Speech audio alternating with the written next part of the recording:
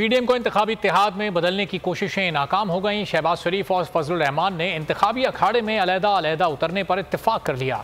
शहबाज शरीफ और फजलुर रहमान की मुलाकात में क्या बोल न्यूज़ अंदरूनी कहानी सामने ले आया।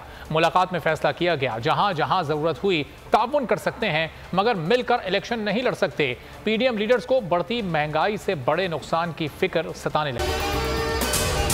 अगर आपको ये वीडियो पसंद आई है तो हमारे चैनल को सब्सक्राइब करें और बेल आइकॉन पर क्लिक करें। सुप्रीम कोर्ट के मंसूर अली शाह साहब जस्टिस एक ऑर्डर पास किया उनकी बेंच और उस ऑर्डर के अंदर उन्होंने बड़ा क्लियर बता दिया कि जी बरियत की जो दरखास्तें हैं वो कब कब लगेंगी। उसमें से एक वजह उन्होंने बताई कि जी जब कोई क्राइम ही ना हुआ हो तो बरी कर दें ताकि अदालतों पे बोझ ना रहे, वो केसेस चलते ना रहे। सुप्रीम कोर्ट ये मिसालें कब बनाएगा ऐसे लोगों के खिलाफ जो इस तरह की एफआईआर काट रहे हैं, वैसे ऑफिसर्स और ऐसे लोग जो इस तरह के केसेस को जजेस चला रहे हैं।